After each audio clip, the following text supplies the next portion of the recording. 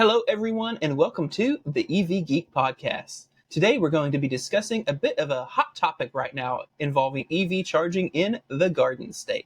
Specifically, the forced removal of 64 Tesla Superchargers from the New Jersey Turnpike. So without further ado, let's plug in and get started.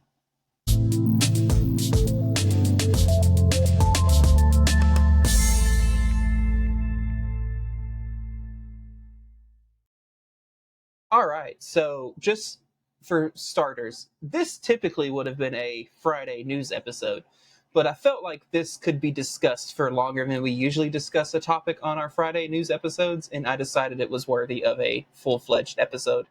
So, let's talk about how this started. How did we get to the point of there being 64 Tesla Superchargers removed from the New Jersey Turnpike? So on May 30th, Tesla Charging posted a statement to their X account outlining that the New Jersey Turnpike Authority was requesting that 64 existing supercharger stalls to not have their lease renewed and for the hardware to be decommissioned. On June 1st, motorists began to see highway signs stating no EV charging next service area as Tesla had to take those locations offline. In the same post, however, Tesla did outline that they expected this to happen and have spent the last few years building out 116 stalls right off the turnpike for its customers. So what happened? Joel, real quick, what the heck is a turnpike? So yeah, for those turnpike we all know. Yeah, for those of you who live in the South, where you're not, we have toll roads in the South. We have a couple. There's a turnpike in Oklahoma, but it's basically a toll road. So I kind of share my screen here with you and kind of tell you what we're talking about. They're very prominent up north, and they could be hundreds of miles long. I grew up near the one in Western Pennsylvania. I used to take it to and from Pittsburgh a lot. So if you look at the screen here, you will see a map of the New Jersey Turnpike. So it's this area down here where it's number 1. The whole way up to number 12. That is called the New Jersey Turnpike. This little box up here is called the Garden State, I believe it's Garden State Parkway. So the purpose of a turnpike is for you to it's a toll road. The purpose is to stay on it until you have to get off. So it's not like normal traveling where if you got to go to the bathroom, you get off and exit and get back on. Usually they have built-in travel centers along the turnpike, so you don't have to get off, pay a toll, get back on, and pay another toll because that could cost more money for you to get off and on. So like these huge travel centers, think of a Love's or something like that. That's what they are. The turnpike is owned. Usually it's run by the state police. The tolls you pay help for maintenance, help for police, help to clear the roads. That's what it does. So basically these 12 locations, some are northbound, some are southbound, is where you have these travel centers in. It's 117 miles from point number 1 to point number 12 here in New Jersey. Along that point, as Sebastian said, there are 12 service areas total. Right now, before this happened, there were 6, I believe, Tesla supercharger stations located at these service centers. And now they're not. So they have been bought out by someone named Applegreen. So I'll kind of let you see what that looks like here. Let me share this screen here. So Applegreen runs. They're not a charging company. They're running the service center. So they're like a Love's or a TA or something like that. So they are running the service center. So as you can see here, there's 3 located. I believe there's like 3 northbound and 3 southbound. That's why you see 3 here. But they don't have a lot there. I mean, most of these locations only have 2 to 4 chargers at each location. So basically they own the convenience store, and it's up to them, I believe, who uses who is servicing their EV chargers there. And they decided, I guess, to go out on their own. So that's kind of how they'll get into that. So that's how a turnpike works. I know Tesla said they're building them off the turnpike, but that will require you to get off, pay a toll, get back on, and start another toll. So Sebastian, I'm gonna let you take it from here, and we'll dive a little bit deeper into this. Yeah, so here's what happened. 3 years ago, the New Jersey Turnpike Authority was looking for someone to take over management of these travel plazas. Mm-hmm. The state was previously doing it kind of themselves. They didn't want to be in that business anymore. They were looking for a third-party company to do it. And they awarded that bid to Applegreen, which is an Irish company who specializes in travel plazas. That's what they do. That's their thing. Mm-hmm. As part of said agreement, Applegreen would be responsible for determining what occupies the travel plazas. So, like, what food is available, who your gas comes from, and the subject of today's episode, who your EV charging comes from. Mm-hmm. Apple Green has made the decision that they are going to operate their own charging at these service plazas and has been installing what they are calling universal open access EV chargers at several of these service plazas. Currently, they're available at 6 areas, northbound, southbound, 3 of the sites, with the last 3 service areas coming soon. Now, you'll notice the name of those EV chargers was a pretty long and semi-specific, quote, universal open access EV chargers, close quotes. This is a tidbit of information that was kind of conveniently left off of the X post originally. It was addressed a little bit, but it wasn't put clearly. Let me rephrase. The Tesla Superchargers that were previously available at those travel plazas were all V3 Superchargers. However, they were not open to other EVs. So they were set up so that only Teslas could use them.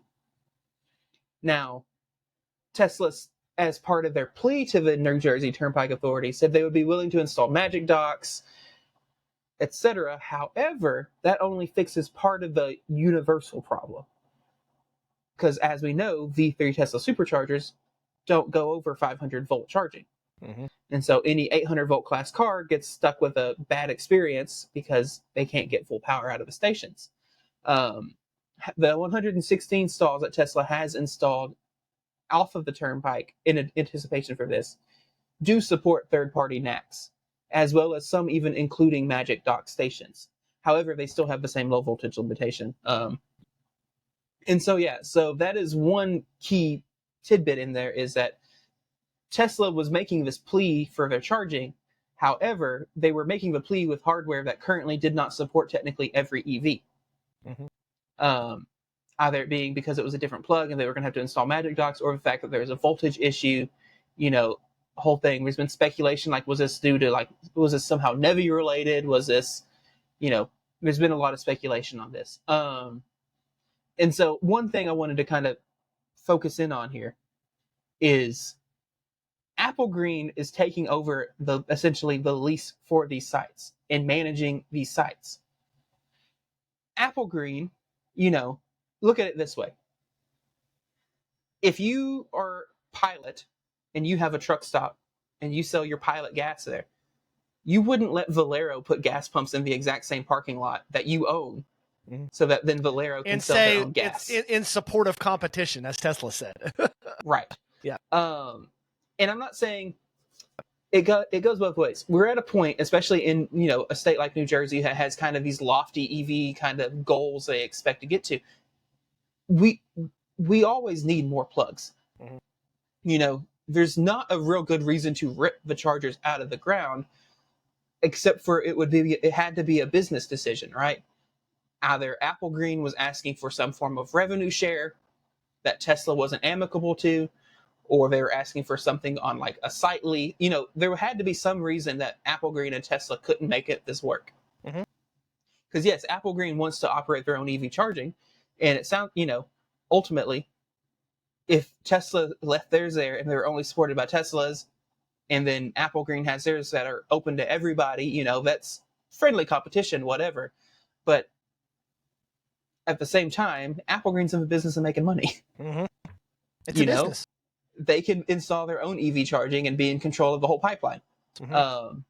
And so, that is it's just a kind of complicated mess. And there's been a lot of questions, is this a political move? Mm-hmm. And I've seen tons of stuff on Twitter, X, Threads, whatever, trying to get into that aspect of it. But I want to bring up, attention to this contract was awarded 3 years ago. Before all this political mess started. Loosely, yes. Yes. It was 3 years ago. I don't think this was politically influenced. Mm-hmm. However, I do think Tesla will have a hard time getting sympathy from lawmakers in New Jersey now, or politicians or whatever, because of everything that's going on. Mm-hmm. Whether you agree with what Elon has done or not, New Jersey is a state in which, half the state hates Elon because of his involvement in politics. Mm-hmm. Politicians don't pick fights they don't know they win. Mm-hmm. Politicians don't pick fights that are that would alienate them to 50% of the state, right? If you helping Tesla is going to then alienate 50% of the voting population, you're not going to do it, especially not now. In a state like New Jersey, it may be more than 50% of the population. So, right. Yeah. And I'm not saying that there wasn't any maybe money that changed hands too as part of this. It is New Jersey. Mm-hmm. But, I mean, ultimately, you're not going to get a lot of sympathy from politicians because they're not wanting to they don't want to be involved Mm-hmm. with such a controversial figure or anything like that. You know, I'm not saying that Tesla should have been kicked out of these stations. I don't think they should have been. It's the whole, I'm sure there had to have been a way for Apple Green and Tesla to come to some form of agreement, right, to maintain and have an additional 8 plugs or whatever. But I can see on the business front end of why Apple Green maybe wouldn't have been amicable to anything that would also be agreeable for Tesla. Yeah. So, Joel, yeah. Here's a quick little discussion Mm-hmm. question for you. Do you think Tesla's response to the removal, do you think it was strategic, reactionary, or do you think it was like justified? I mean, what I tell my students all the time when I was in the classroom is what is right is not always fair, and what is fair is not always right. And I think that's the situation we have, right? Is it fair that they were removed? No. I mean, it's not fair. They're there. Let people charge there. But as a business owner, like you said, you have the right to do what you want to with your business. If you don't want them there, if you want to create your own revenue stream, and looking at these chargers, I mean, these are 400 kilowatt chargers, and the prices are 35 to 40 cents a kilowatt, which is very comparable to Tesla. I mean, so the rates are comparable. And you say in Tesla, like, we want open competition. We've been the Buc-ee's where there are multiple charging manufacturers or multiple charging places. Which ones are always the busiest? The Teslas. The Mercedes-Benz ones may have one car charging, or the EA one may have one car charging. Everyone's using Tesla. So they know, hey, we're going to put our own chargers here, and we'll have the Teslas. They pretty much know that 80% of the people are going to use the Tesla ones. I mean, that's just going to happen because it's Tesla. I mean, and they have the right. I think it's funny because, and maybe we just missed it. If this was 3 years in the making, you think Tesla would have been more out in front of this 2 or 3 years ago? They wouldn't have waited until the day before they were supposed to, or 2 days before they were going to have to shut them off to make us think about it. Yeah. And they've already built out off the turnpike, so it's like knowing it was coming. It was coming. So and that's what I understand is you knew it was coming. This is 3 years in the making. You've already started building your network off the turnpike, so this shouldn't have been a shock to you when it happened. Right. I'm sure they're just. I think it's reactionary. They're just trying to get some sympathy out there, you know. But when you're on the turnpike, that's all you got. I mean, so and you've been on the Oklahoma Turnpike. Gas is usually more expensive on the turnpike because you have to stop on the turn. You got to use their gas. You can't say, you know what, I'm just go to the next exit and get off and use the Exxon. There is no exit to get off and use the Exxon. You have the service center, and that is it. So whether or not, you know, they could do this with their retailers. I mean, if there's a Dunkin' Donuts there and they say, hey, we made a deal with Krispy Kreme. Bye-bye Dunkin' Donuts. Hello, Krispy Kreme. That happens. I mean, so it's kind of the same thing there. So, I mean, do I feel sorry for them? Not really. I mean, does it suck for EV drivers? Yes, because we still need to build out infrastructure. So as a daily EV driver, does this suck? It sucks, you know, because now I got to download a new app.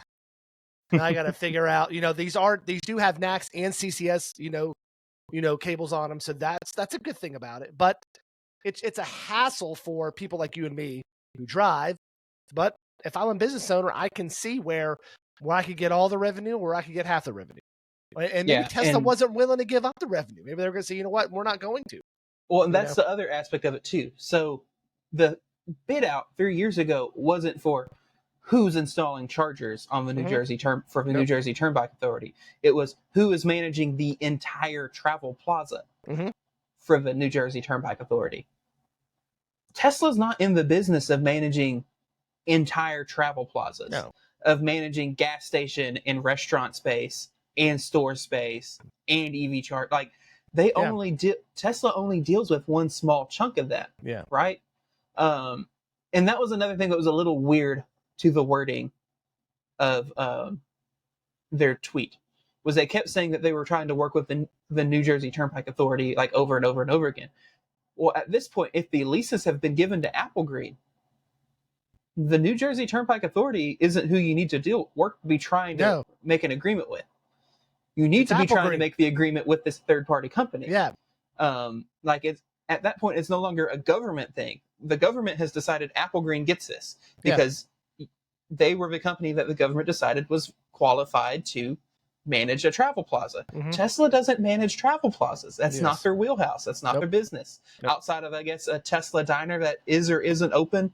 Yep. And Kettleman City that has the built-in lounge that they gutted everything out of not too long ago and didn't say anything about. And then technically, Iona has more of these travel places than Tesla does, and Iona is just starting to build their network. So, right. But even Iona doesn't manage gas stations. No, they don't. They're not putting McDonald's in their, like they're not doing all of that jazz. No.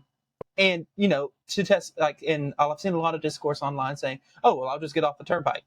That's not realistic. No, it's not. If you've never been to Turnpike, it's not realistic to get off and get back on. It's like, yes, they've installed all these chargers off the Turnpike, which is great. More chargers are always great. Kudos to them. And you'll notice it's 116 stalls that they've installed off the Turnpike, not 64.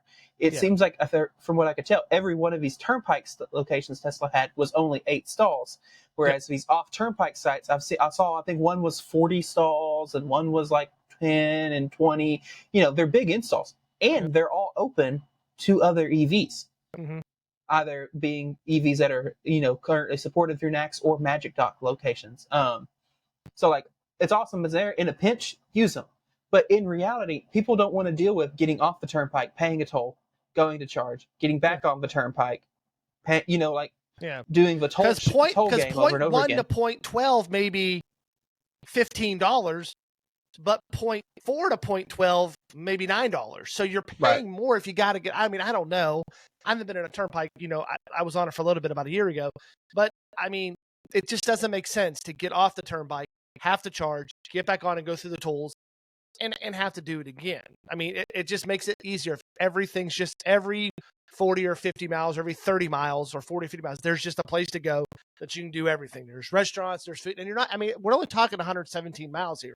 So you're not on it for a long period of time. Yeah, and if you're truly mad about this, you could actually go from point A to point B and may not have to charge. You'll just deep charge before you get into New Jersey, and then you just don't stop in New Jersey. Ride it up. You just ride it all the whole way up to almost get to New York or down to Delaware. So right. I mean, that's what makes sense. If you don't like it, just do a deep charge, get on the Turnpike and go. I mean, or if you got to get off the exit, that's where you charge at. So yeah. Do you think this might signal a shift in Tesla's approach to public infrastructure partnerships? I mean, they have I don't know what partnership they have with Buc-ee's, but they're at a lot of Buc-ee's here in the South. But also other EV chargers are there too. We see Mercedes-Benz. We see some of them have EVgo, some of them have EAs. And that's what I always advocated for. If I'm a gas station, if I'm a company, and I know I'm not building out infrastructure, I'm Exxon, I know I'm not going to have Exxon stalls at my gas stations to charge with. Why not make a partnership with Tesla? Say, hey, listen, give us however many locations you want to put them in. You can have all the Exxons you want. I know a lot of them are independently owned and franchised, and there's things like that. But, that's where, if I was Tesla, that is the direction that I would move in. Because now you don't have to find your own real estate.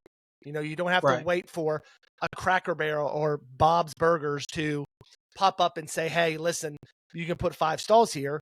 I don't know why they just don't work with these charging with gas stations. Say, hey, listen, Exxon, hey, Valero, let's partner with you and let's start putting these at your stations. And if you want to bring other companies in, that's fine. Or if you just want to have just something with us, we'll put Magic Dock in, whatever it wants. I mean, I think that would cut down on costs because that's just, that would cut down on costs for Tesla, I think. That's kind of what they currently do is they make these agreements with, Buc-ee's or like thinking on our way down to Austin, there is what was that, Abbott? That was at that travel center, right off the interstate. Yeah, we in Arkansas here they have a deal with like Workman's. I think they're at 3 of the Mhm. Workman's here, Ozark and Van Buren and in Lowell. So like that's kind of what they've done. Here's my take on it.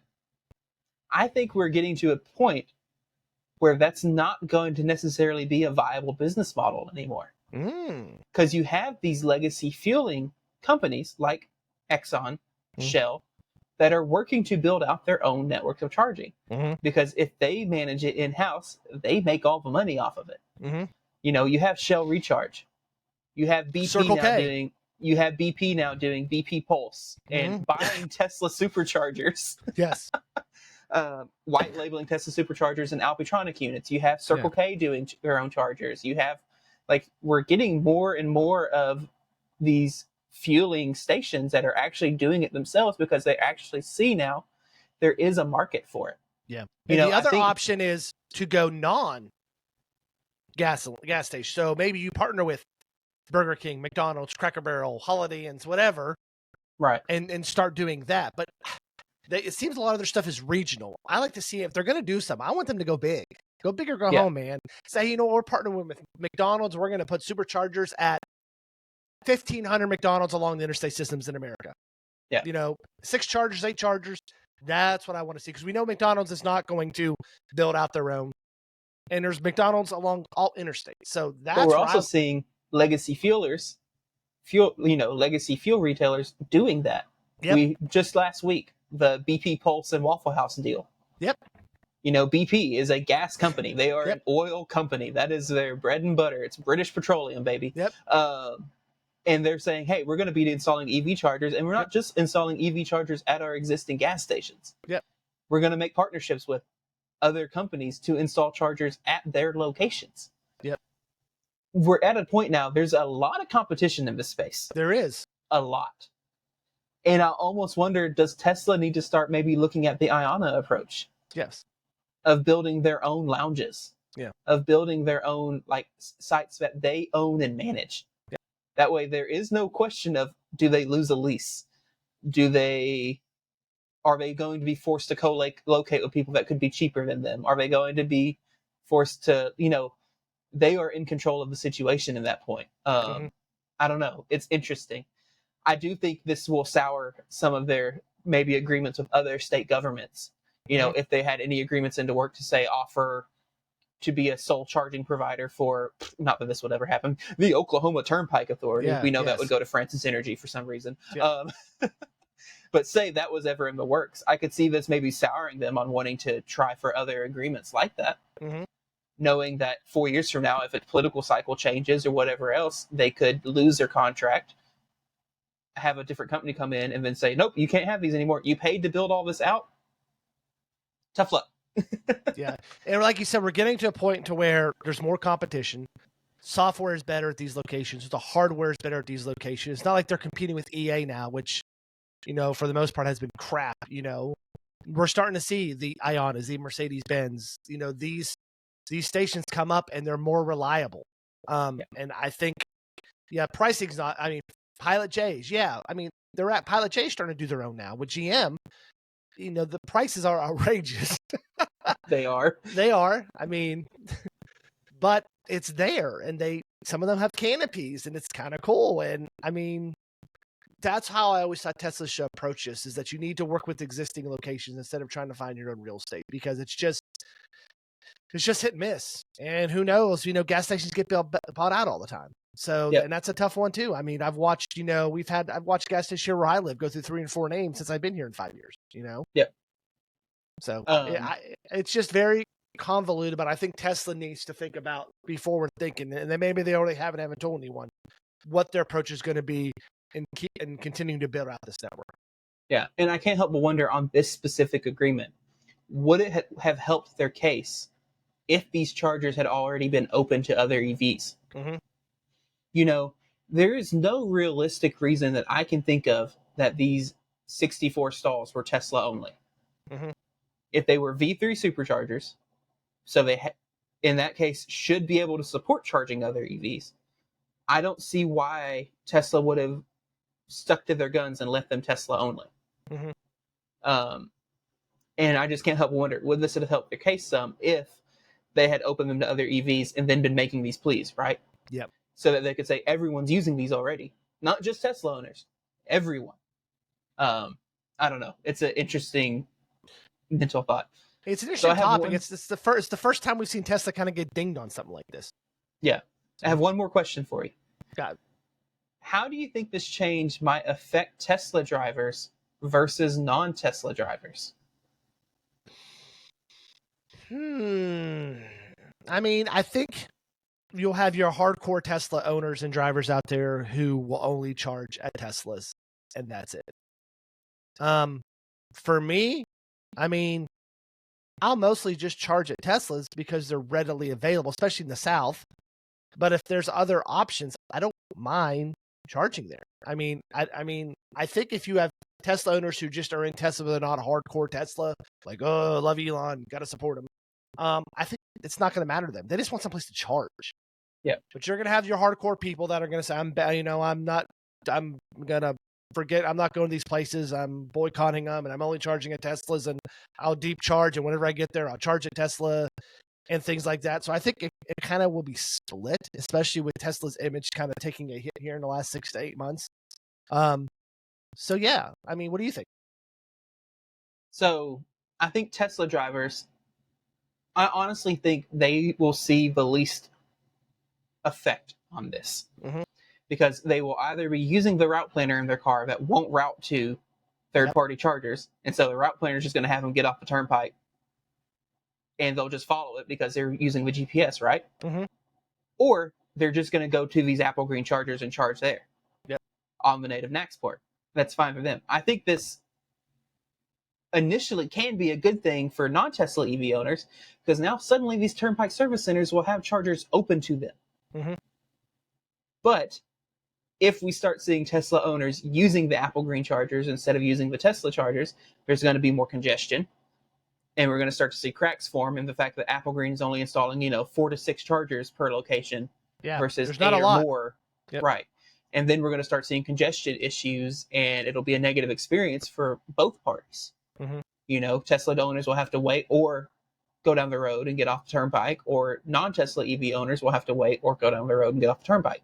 So I don't know if I read this or not. Is the hardware going to stay at these locations, or is Tesla required to move the hardware? My understanding is since they no longer have the lease for the for where the superchargers are, if they want to keep the hardware and it be Tesla's hardware, then they will need to remove the stalls. That's what I was wondering. However, the utility owns the transformer. And so nothing says Apple Green can't use the existing transformer to then, expedite the build-out process of their own charging network. I mean, maybe that's what they're doing. Maybe as Tesla slowly removes the hardware, they'll put their own hardware in. So, I mean... we need to take a trip to New Jersey, it sounds like. I don't know. It scares me. I know. New Jersey scares you? Scares you about New Jersey? I don't know. Sounds like everything crazy happens in New Jersey. I don't know. Earthquakes. I mean, while people are doing video, Tom Malogny having an earthquake, hurricanes, it's just, we need to get you out of the South for Sebastian.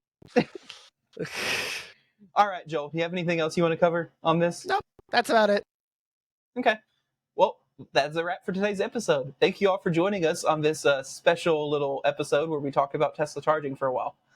As always, please be sure to like and subscribe, and we will see you again on the next episode of the EV Geek podcast. So long, everyone.